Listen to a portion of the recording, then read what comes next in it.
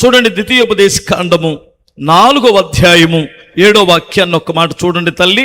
ఏలయనగా మనము ఆయనకు మొరపెట్టునప్పుడెల్లా మన దేవుడైన యెహోవా మనకు సమీపముగా ఉండినట్లు మరి ఏ గొప్ప జనమునకు ఏ దేవుడు సమీపముగా ఉండడో.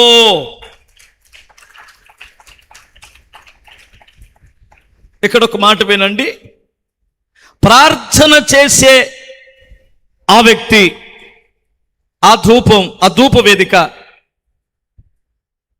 నిబంధన మందసానికి సమీపంగా ఉన్నట్లు, లేదు ధూప వేదికకి నిబంధన మందసం సమీపంగా ఉన్నట్లు, ప్రార్థన చేసే ప్రతి వ్యక్తికి దేవుడు సమీపముగా ఉన్నాడట. మీకు ఎంతమందికి అర్థమవుతుంది? నువ్వే ఒక ధూప వేదికగా మారాలి. నువ్వు ఒక ధూప వేదికగా మారాలి. ప్రార్థన చేయాలా ఇంట్లో. అమ్మా, బాబు, తల్లి, ఏ ఇంట్లో తల్లి ప్రార్థన చేస్తుందో, ఏ ఇంట్లో ఆ భార్య ప్రార్థన చేసిద్దో, ఏ ఇంట్లో ఆ తండ్రి మోకరించి ప్రార్థన చేస్తాడో, ఆ పిల్లలకి దేవుడు గొప్ప ఆశీర్వాదాలు ఇస్తాడు. ఆ కుటుంబానికి దేవుడు సమీపంగా ఉంటాడు. దేవుడు సమీపంగా ఉంటే సాతానుడు దగ్గరకు వస్తాడా? మీరు చెప్పండి.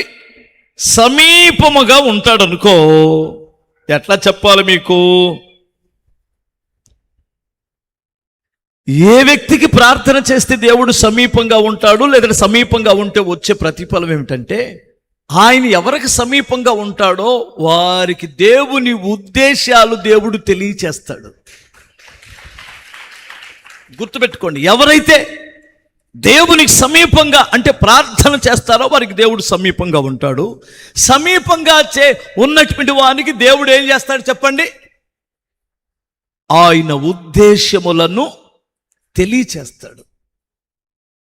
మీరు చాలామంది, దేవుడా నాకేం చేయాలి అర్థం కావట్లేదు నాయన, నాకేం అర్థం కావట్లేదు ప్రభు అంటే, పరిశుద్ధాత్మ దేవుడు నీతో మాట్లాడాలంటే, ఆయన ఉద్దేశాలు తెలియచేయాలంటే ప్రార్థన చెయ్యాలి. ఏం చేయాలి చెప్పండి?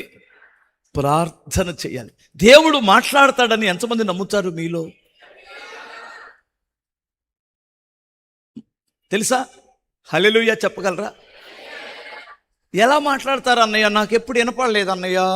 మా ఇంట్లోనేమో ఈ టీవీ పెట్టి చేస్తాడు. టీవీ సౌండ్లు కాదమ్మా అవి. టీవీ సౌండ్లు ఆయన సౌండ్లు వినపడదని కాదు దాని అర్థం. ఈ చెవులు కంటే హృదయానికి చెవులు ఉన్నాయి. అవి దేవుని స్వరాన్ని చాలా స్పష్టంగా వింటాయి.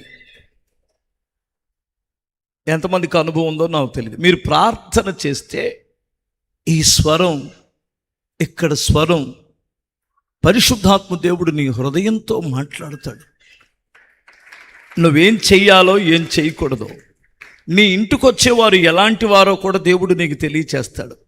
నీతో నవ్వుతూ తీయట మాటలు చెప్పేవారు అసలు లోపల చేదుందా, మాటలకు తగిన లోపల స్పీటే ఉందా అనేది కూడా ప్రార్థించే వారికి తెలిసిపోయింది. ఏ ఉద్దేశంతో వారు నీ ఇంటిని దర్శిస్తున్నారో కూడా నీకు తెలిసిపోయింది. ఎవరికే? ప్రార్థించే వారికి. ఇంకా చెప్పనా, సమీపముగా ఉన్నవాడిని దేవుడు వాడుకుంటాడు.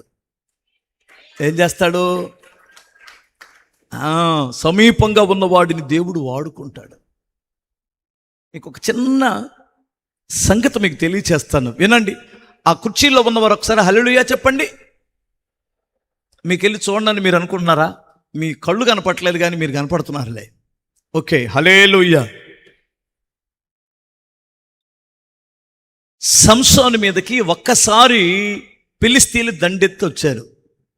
నా తెలిసి వాళ్ళు 2-3 వేల మంది ఉన్నారు సైనికులు.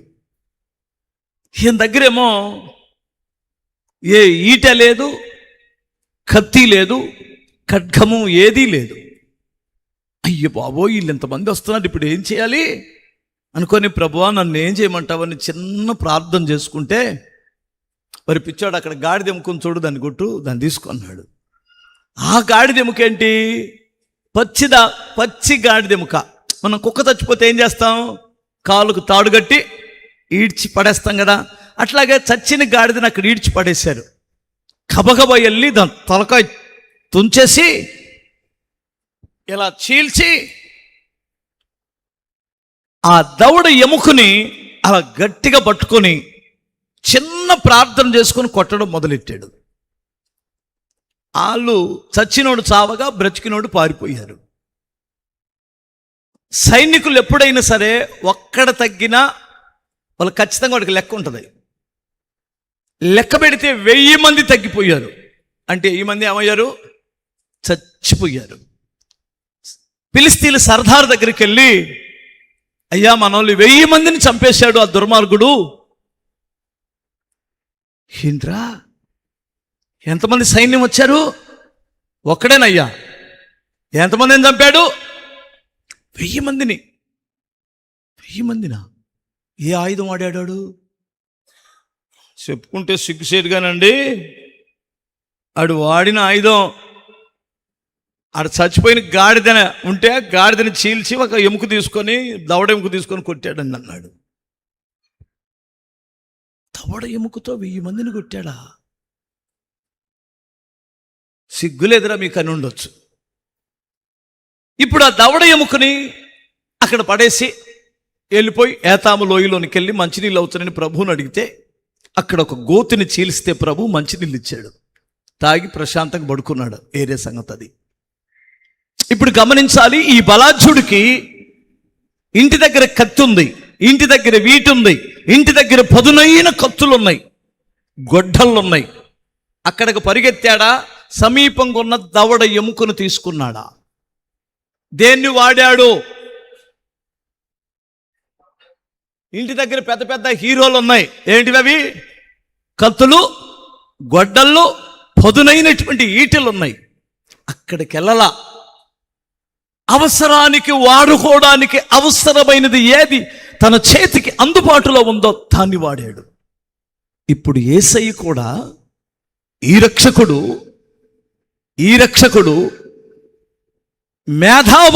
అనబడుచున్నటువంటి వాడు దూరంగా ఉంటే వాడిని వాడాల్సిన కర్మ దేవునికి పట్టల. ఆయనకి కనిపెట్టుకొని ఆయనకి సమీపంగా ఉండి ఆయనకు మొర్రపెట్టేవాడు ఎవడో వాడు గాడిద ఎముకలాగా ఉన్నా, అందరూ అసహించుకునే గాడిద ఎముకైనా ఆ ఎముకను పట్టుకొని దేవుడు వాడుకుంటాడు. ఇప్పుడు నేను గమనించాలి, ప్రార్థన చేసేవాడు పరిశుద్ధుడుగా ఉంటాడు. ప్రార్థన చేసేవానికి దేవుడు సమీపముగా ఉంటే, సమీపముగా ఉన్నవాడి జీవితంలో 2 కార్యాలు జరుగుతాయి. ఒకటి, ఆయన ప్రతి ఉద్దేశాన్ని వారికి తెలియచేస్తాడు. రెండోది, అవసరమైనప్పుడు దేవుడు వారిని బలమైన సాధనాలుగా వాడుకుంటాడు. ఇప్పుడు మనం ఏం చేయాలి చెప్పండి? క్రైస్తవులం అన్నటువంటి వారం మనం ఎంతసేపటికి ఆ అన్న వాక్యం విన్నాం, ఈ అన్న వాక్యం విన్నాం, అందులో యూట్యూబ్ చూసాం.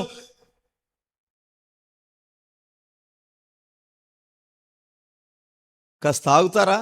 స్తోత్రం చెప్పాలి. ఏమనుకో, వాక్యం వినొద్దని కాదమ్మా నేను అనేది. వాక్యం వినాలి, చదవాలి. దానికంటే మరొక ముఖ్యమైనది ఉంది. అదేమిటంటే ప్రార్థన చేయడం. క్రైస్తవునికి 2 కళ్ళు లాంటి అన్నాడు ఒక దైవజనుడు. ఒక కన్ను వాక్యం అయితే ఒక కన్ను ప్రార్థన. 2 లేనటువంటి వాడు ఎవడో? అంధుడు. 2 లేనివాడు అంధుడు. 1 ఉన్నవాడు ఒంటి కన్నువాడు. స్తోత్రం చెప్పాలి. 2 ఉన్నవాడు కళ్ళున్నవాడు. ఈ ధూపవేదికి సమీపంగా ఉందంటే ప్రార్థనాపరుడికి సాదృశ్యం.